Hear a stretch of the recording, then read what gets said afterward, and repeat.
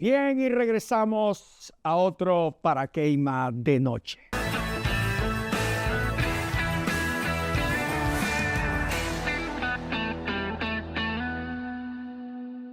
¿Qué tal? ¿Cómo están mis chupadélicas preciosas? Los panas de toda la mesa de Guanipa y de Venezuela entera. Bueno, llegó la apertura petrolera. Sí, ya estamos viendo cambios. ¿Cómo no estamos viendo cambios?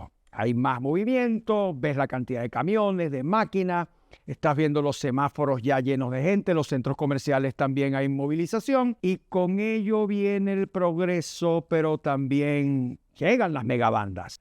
Hoy vamos a hablar de ese tema. ¿Las megabandas regresarán o no?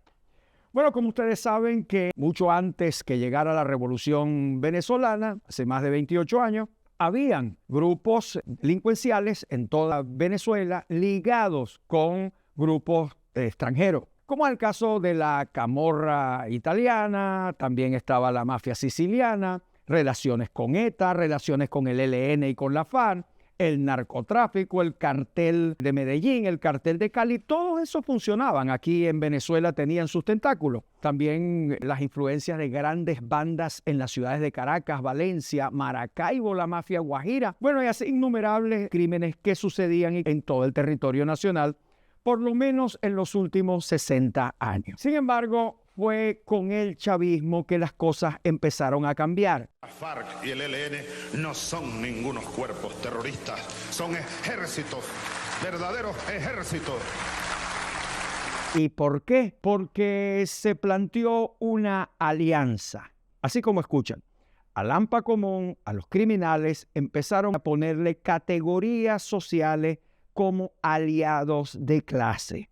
Estos grupos delictivos mantienen bajo amenaza a la población para desarrollar actividades ilícitas como secuestro, extorsión, homicidios, cultivo de droga, narcotráfico, construcción de pistas clandestinas, explotación minera, contrabando, reclutamiento, toma de propiedades, trata de personas, entre otras. Se exacerbó el racismo, el indigenismo, todas las ramificaciones de las divisiones sociales. También se buscó una alianza y la justificación total del crimen. Si no matas por criminal, no matas porque tengas de alguna forma un problema mental, sino matas es porque eres un desclasado, porque tienes dificultades económicas y pare de contar la cantidad de cosas que plantearon el gobierno y desde estos grupos vinculados a lo que se llama el progresismo, revolución o izquierdismo. El chavismo catalogó a estos criminales de esa forma y fue Robert Serra el que lo dijo claramente en un programa en Globovisión. Todos los criminales ya tenían una justificación. Con el paso del tiempo empezamos a ver que hasta en un aló presidente salió un delincuente con una franela que decía malandros con Chávez. Eso lo sabemos todos, que esa alianza estaba dada. El gobierno hizo esa fusión y se convirtió gobierno, Estado y partido en lo mismo. Eso es lo que originó en este movimiento que terminó llamándose colectivo. Y quiero decir lo siguiente, no todos los colectivos son iguales, no. Hay gente que tuvo la iniciativa de hacer el colectivo de alguna forma productivo, pero en su gran mayoría le fueron útiles al Estado como una herramienta para subyugar a sectores populares, económicos y de las clases medias profesionales. Eso lo sabemos todos. No estoy descubriendo el agua tibia. El centro penitenciario penetra los partidos políticos, penetra también los sindicatos y comienzan a tener la hegemonía tanto en estados como el caso del estado Aragua, en los llanos y los estados petroleros como Monagas, como el Zulia y como el estado Anzoátegui. Especialmente aquí, de donde estoy transmitiendo, que es la mesa de Guanipa. Recuerden que tengo 3 años que no me comunico con mi público, 3 años preso. Y bueno, ahora tengo la oportunidad de hacerlo, pero estoy transmitiendo desde Venezuela.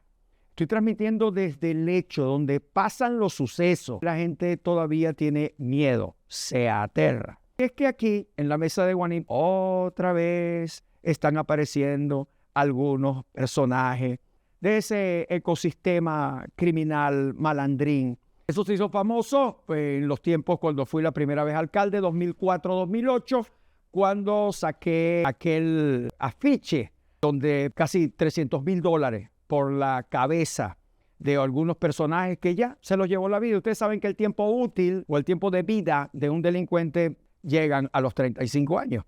Sin embargo, nosotros tuvimos una medida fuerte, dura, porque la única manera de combatir a Lampa, si quieren pregúntenselo a Bukele, o en el caso de Filipinas a Duterte, es con mano dura. No hay otra forma. ¿Y quiénes son los únicos que pueden ayudarnos a que exista primero un Estado? Porque el Estado venezolano no es el que tiene el monopolio de la violencia, como lo decía Max Weber, que está muy lejos de ser un hombre de izquierda. Decía que el único que tiene el monopolio de la violencia es el Estado. ¿Lo tiene solamente? No. Lo tienen algunos dirigentes políticos, sí lo tienen, con programas de televisión que acusan a muchísimas personas y las difaman. Y los dicen desde el poder y aplican aquello de la operación Tuntún de 3 doritos después. Lo hacen criminales, también colectivos, movimientos, grupos, amponiles, lo hacen desde ahí. Es decir, el Estado no es el único que tiene el monopolio de la violencia. ¿Quién es el único que puede entonces ayudarnos?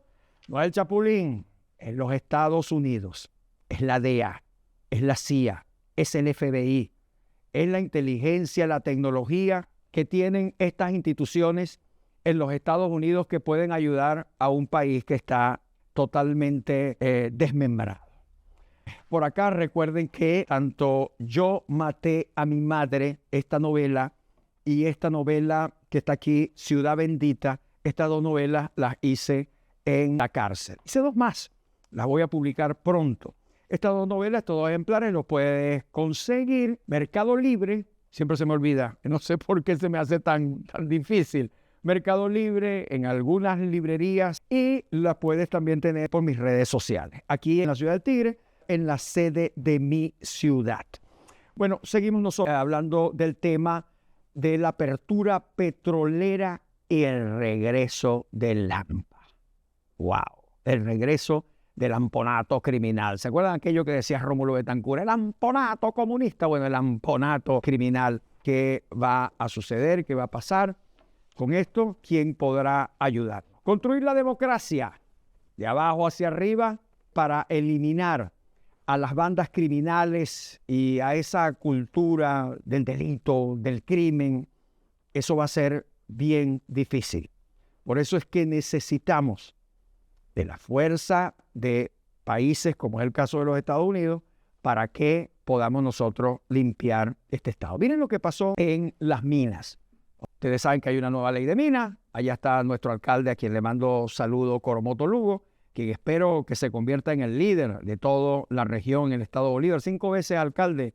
Es el gallo del patio en la zona de Tumeremo, Guasipati, el Callao, toda esa zona de las minas.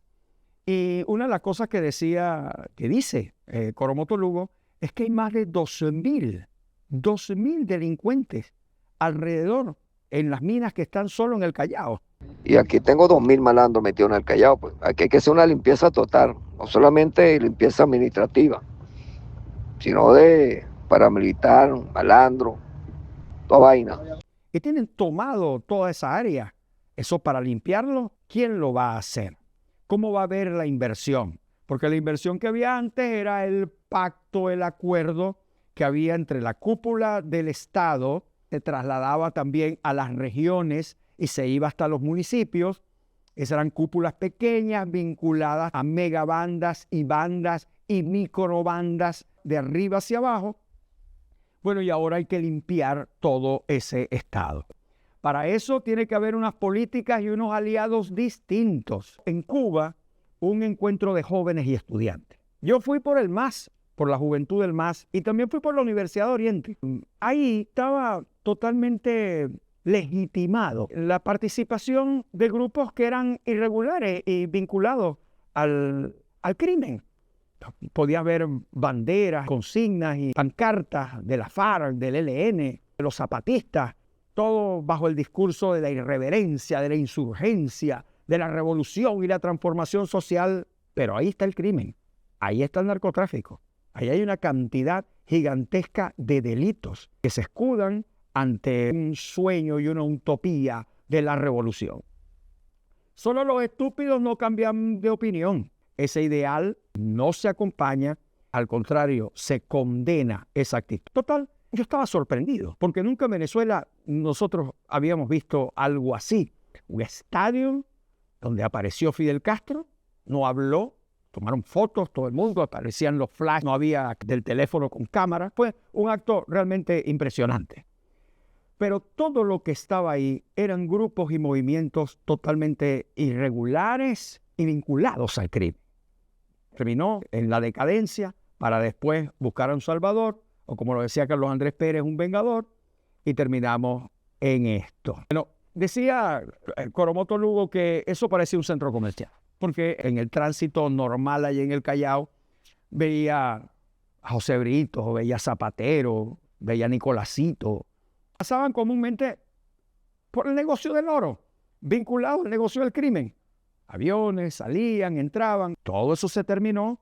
Entonces, la privatización de esas áreas que están ahí y ahora con el gobierno de los Estados Unidos, tienen que hacer la limpieza. Y la limpieza se hace con mano dura. El Estado no puede seguir siendo rehén del crimen. Estas cosas no tienen que ver con un estado de pobreza o de bienestar. Tiene que ver con un problema también ético y moral. Tiene que ver con la familia. Primer centro político que tenemos nosotros. Esos muchachos que están en el crimen no creen ni en la familia, ni tampoco en el Estado, ni en nadie. Disfrutan de la sangre, disfrutan de la muerte. Bien, y ya para finalizar, creo que debemos vernos al espejo y decirnos con toda franqueza, ¿cómo vamos a hacer para exterminar este cáncer?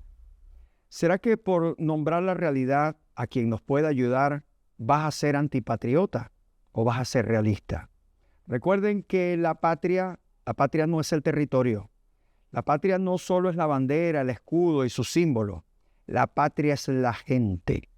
Y una de las cosas que debe garantizar la patria es la seguridad de sus ciudadanos. Y eso no se ha dado en los últimos 60 años. Eso ha sido siempre la historia del día a día del venezolano. El Salvador lo pudo lograr y nosotros lo podemos hacer. Tenemos que saber que tenemos que cambiar las leyes. Hay algunas cosas que no son constitucionales y que debemos cambiarlas por el bien de todos los venezolanos. Hasta un nuevo Paraqueima de noche. Las quiero, los amo y los llevo en mi corazón. Chao.